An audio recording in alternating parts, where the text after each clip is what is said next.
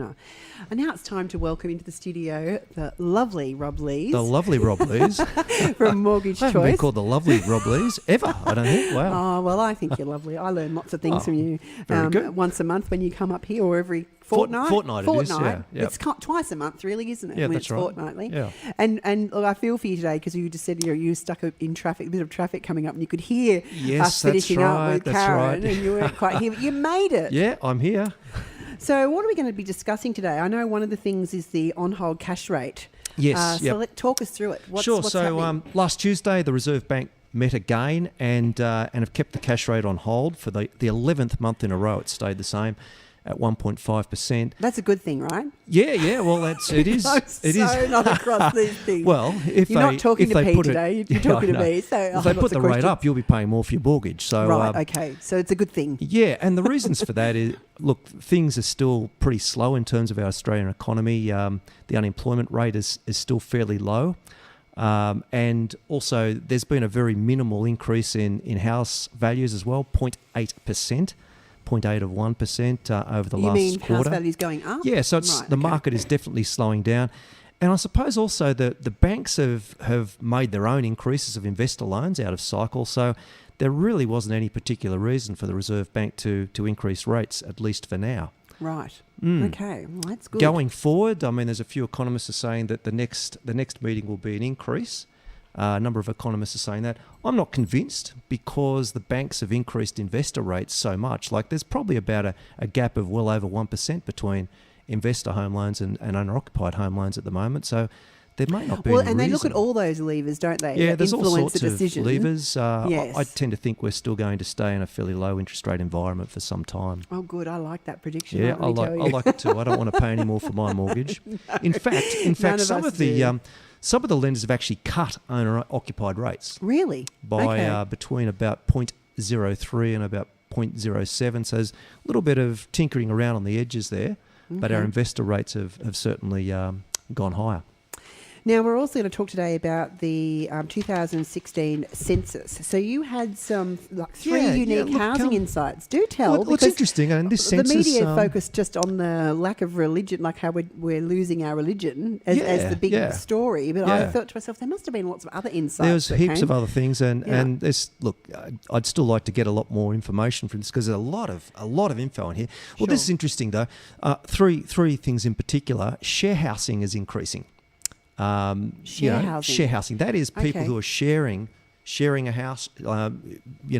Obviously too. And there's a hand going up from Kelly in the studio. So yes, my guest there's for a lot our of next people programmer here because of the cost of housing. A lot of people are sharing. So Right, statistically, it's there, it's happening, and it's increased, and it's probably going to be a growing trend. And would you say that would that be more families sharing, or it's do you probably mean more taking single in people boarders, because I think we've always share housed. I share housed all through my 20s. Yeah, there's. It just seems there's a lot more people doing it now. Yeah, okay. So whether it's taking in boarders or whether it's more like single people living together to share costs. Sure. But it's statistically it's on the increase. rise. What else did you find out? The cost of servicing a mortgage has actually declined for homeowners. So with all the increase in home prices and increased loans, the cost of servicing a mortgage has gone down. That probably would be due to the lower interest rates.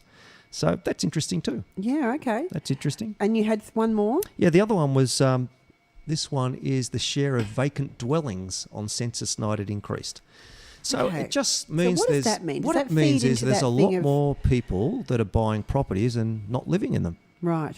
So does that mean investments? Or? Look, it's probably investment properties. Could be more so holiday houses.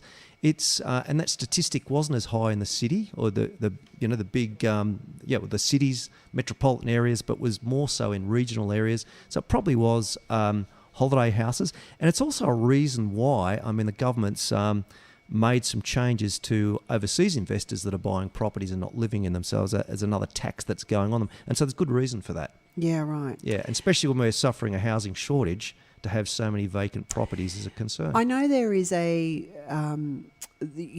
foreign investment. They're going to put a tax on that, aren't they? That's right. Do you think that has contributed to some of the vacant housing? Certainly the stats are there that there's a lot more vacant housing, and that's a concern, particularly when there's a housing shortage. Well, there's a housing shortage, and then I also think about all the people who are homeless that Yep, we that's have right. in this country. Yes, that too. Surely, can we not match that up as Yes, a solution? yeah. You know, Yep.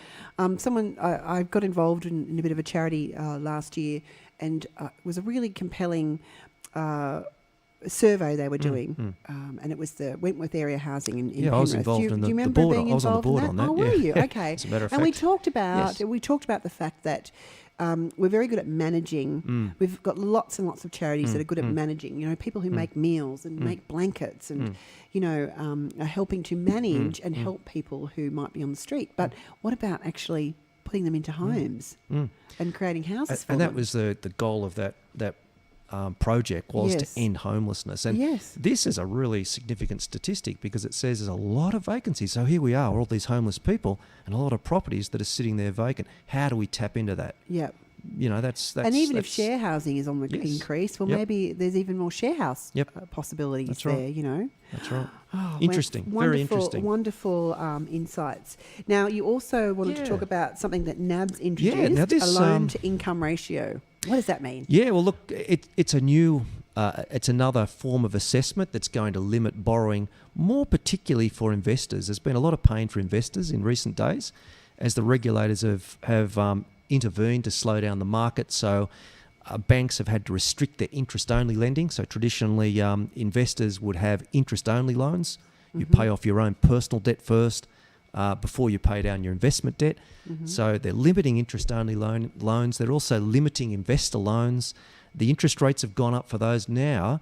This other form of assessment is going to limit things even further, particularly for people who have multiple investment properties.